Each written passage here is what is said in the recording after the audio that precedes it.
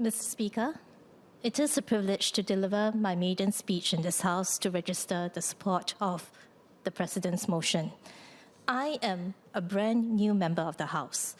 Thus, I seek your guidance and the indulgence of other members of the House as I begin my parliamentary journey. Sir, Singapore is a young nation as nations go, but we have come far in our national journey. Today, we are a first world nation with an advanced economy. There are many measures and metrics that we can feel proud of. But most importantly, for our people, around 2/3 of our workforce are PMETs. Similarly, around 2/3 of our households are middle class by OECD's definition. These numbers put us in the leaders' pack globally. They are a reflection of decades of good governance, careful planning, and investment in the future. But these are not numbers just to feel good. More importantly, they are indicators that we have built a just and inclusive society where opportunities and prosperity are not limited and concentrated in a few, but broadly shared. It is a validation of our social compact and the promises of our founding fathers made good. Yet, we must never forget the fundamental and unchanging hard truths of our nation. We are small, with no natural resources. We are highly connected and therefore highly exposed to the rest of the world. Changes to the winds and currents of the outside world will affect us deeply. We must always remain clear-eyed and unflinching in the face of challenges. As the President has noted, we are sailing into choppy waters. Shifting global economic currents, a changing new world order, and AI-driven disruptions in the workplace make for some powerful headwinds. Each alone has the potential to reshape our society in profound and lasting ways. Our national resilience will be tested. Our social compact may be strained. In this context, that I would like to speak on some of the challenges ahead and share thoughts on how we can approach them. The most immediate challenge before us today is, of course, jobs, jobs, and jobs. There are many factors churning our job market. But of course, I believe the AI disruption will have the most pervasive and consequential impact. It is also an accelerant and amplifies the effects of all other challenges that we face. There are three aspects of AI disruption that we should take note of. First, the speed of change. The rate of technological disruption today is unprecedented. Previous waves of tech disruptions, from personal computing to the internet, unfolded over decades. Society had the luxury of time to absorb and adapt. AI has upended that timeline completely. To put things in perspective, ChatGPT reached 100 million users in just 2 months. Entire sectors and entire industries could be reshaped in the flash. Second, the breadth and depth of change. The AI disruption will touch every sector of our economy. It will strike further up the value chain at knowledge-intensive and cognitive tasks, tasks which are the very heart of PMET roles. It is also impacting tasks once thought to be uniquely human, such as creative and artistic endeavors. What is not displaced will be reshaped and redesigned. Consider the tech sector, which gave us the very tools of this disruption. Today, one can create, debug, and deploy a website or an app without writing a single line of code. The work of junior developers, routine programmers, and similar roles is rapidly becoming obsolete. Thirdly, the inequality of change. AI does not affect everyone equally. It will create winners and losers. Those who can harness and adapt to the disruption will surge ahead. Others will struggle to adapt. Adoption will be uneven. Outcomes will diverge. We will see high-skill, high-paid jobs created, even as many entry and mid-level PMET roles are hollowed out or displaced. Those who climb up the value chain will advance rapidly, while others risk being pushed into lower value work. This will not just be a disruption in the workplace. It is a potential widening of social disparities. So what does this mean for us? As I noted in the beginning, about 2/3 of our workforce are PMETs, which is actually one of the highest proportions in the world. Our advanced economy is also knowledge and services heavy.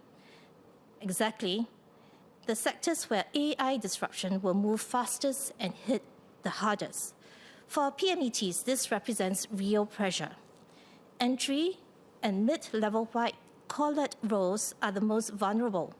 Without timely upskilling and adaptation, many may find themselves displaced. The knock-on effects will be wide-ranging. Entry and mid-level job opportunities may shrink in the near future. New graduates may face tough prospects, a trend that we are already beginning to see. Mid-career PMETs may encounter greater uncertainty. Conventional assumptions about career progressions and success may no longer be taken for granted. Many jobs will be reshaped. Hard-earned skill sets may be rendered obsolete in short order. The narrowing of opportunities also risks trapping more on the lower rungs of social economic ladder. Income and social inequality may widen. All of this presents a comprehensive challenge for our government, for it will impact not only the economy, but also the very fabric of our society. And time is short. The pace of change and breadth of disruption means that there is far less time for the government and our citizens to react. It is not only a distant problem. We are already seeing it unfold. Recent news of hiring freezes and layoffs amongst big tech companies in the United States and other advanced economies highlight the tangible, near-term impact of the AI disruption. We will not be immune. The first waves are already hitting our shores. Among my Mountbatten constituents, I am seeing fresh graduates struggling to find full-time jobs and mid-level career PMETs trying to pivot after losing theirs. The mid-career PMETs with much heavier obligations are having a hard time. Mr. Speaker, I make no apologies for the frankness of my remarks so far, but I will be remiss if I do not highlight that this challenge, while daunting, carries with it enormous promise. The Chinese term for crisis, 危机, combines the character of danger and opportunity. The AI wave will be both. It will be disruptive and perhaps painful in the short term, but it also holds immense potential for Singapore to advance, to innovate, and to capture new growth. While some jobs may be obsolete and displaced, entire new industries will emerge. New professions, new jobs will be created. Work that we cannot yet imagine will become part of the economy of tomorrow. Singapore is uniquely positioned to ride this way. We have a highly educated, tech-savvy workforce. We have the supporting advanced infrastructure and also our high proportions of PMETs in particular can be our strategic advantage. With the right choices together, we can transform this disruption into an era of renewed opportunity and prosperity. Conventional wisdom in economics holds that growth slows down in advanced, mature economies like ours. AI may just be one of the key enablers that allow us to break that mold. This could be the greatest opportunity of our generation. The choices before us are clear and stark. In truth, it is not even a choice. The AI disruption is here.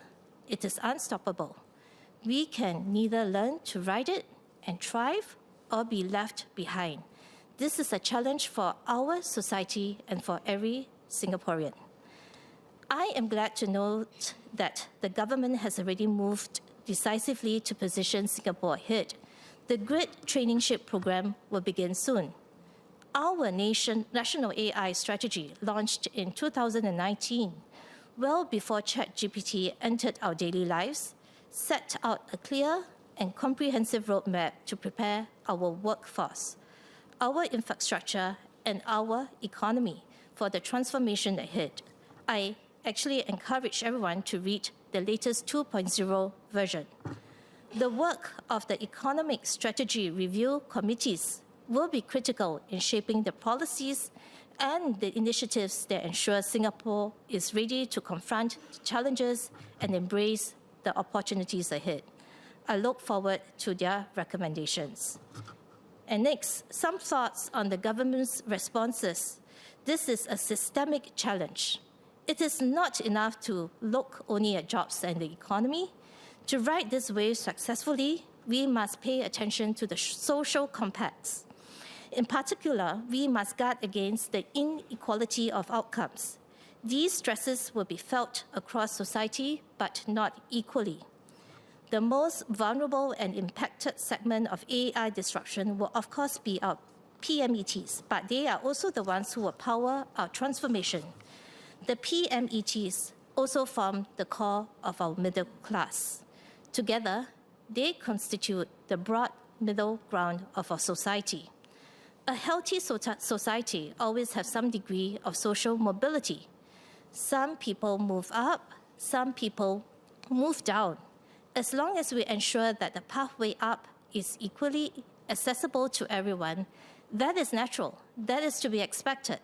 But we must guard against too many sliding down. We must especially guard against the hollowing out of the middle, because when that happens, it erodes the very center that holds us together and shakes the confidence in the whole.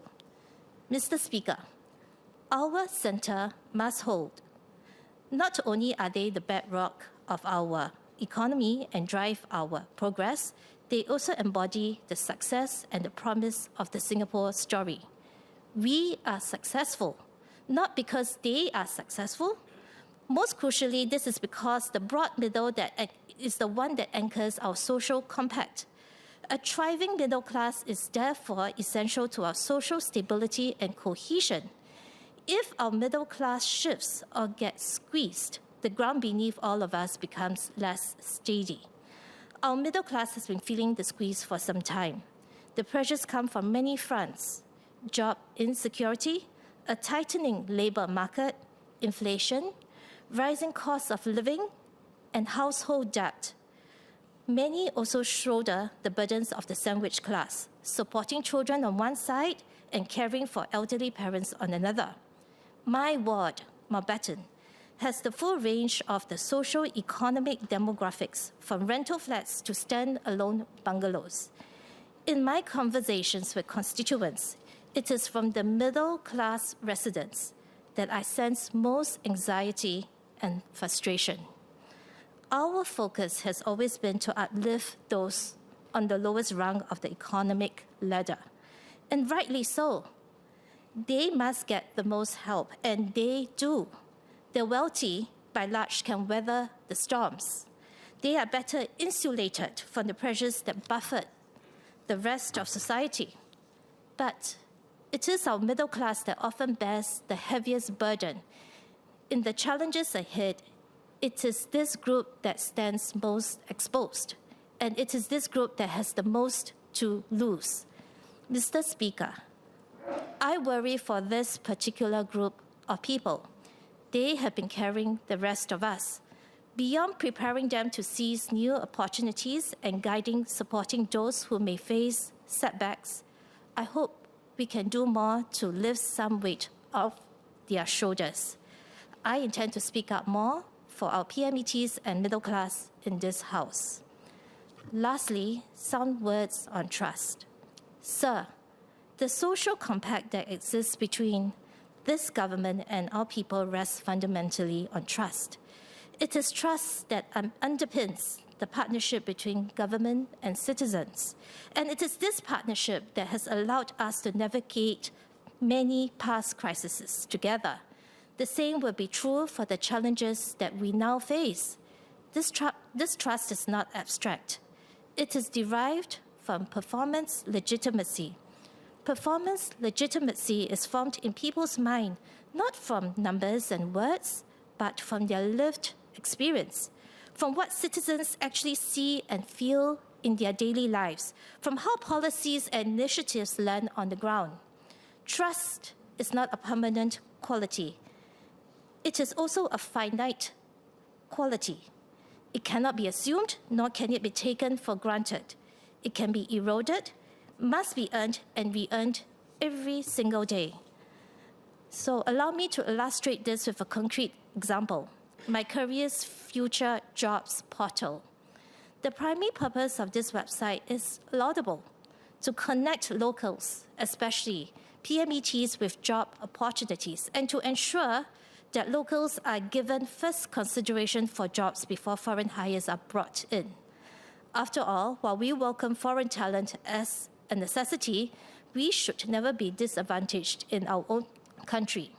Yet, the consistent feedback that we see online paints a rather different picture. Many reported very low callback rates and few positive outcomes. Most applications appear to go unnoticed. The prevailing perception is that many jobs are merely posted to meet the legal requirement of 14 days, a performative task or exercise for employers before they could go on to apply for an e-pass for a foreign candidate who has already been earmarked.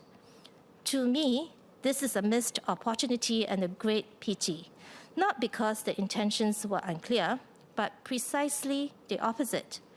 I know the government's motivation. Our people are truly at the heart of everything that this government does. I spent years with the grassroots before entering this House, and I have witnessed this firsthand. Yet, I know good intentions and good policies alone are never enough. Without effective execution, without thinking through how things will land on the ground, even the best initiatives can fall short of their intent. We must always be mindful of the fragile and finite nature of this trust. Each time the lived experience of our people falls short of intentions of the policy, each time the execution falters or lands wrongly on the ground, trust gets eroded. A deep reservoir of trust still exists between the government and our people. That is the only reason we are still here. We do live in an imperfect world, and no government is perfect. But this government is the government of the day. The awesome responsibility of governing Singapore and the trust of our fellow citizens rests with this party. We can and we must aim to do even better. The seeds of today's Singapore were sown by our founding fathers 60 years ago. 60 years hence, most of us who are here in this house today will not be around, but our children and our children's children will be. We now stand on the cusp of a brave new world. What we do here in this house for the rest of our term is not just for Singaporeans who are here today, but for generations yet to come. So let us never forget that. Thank you.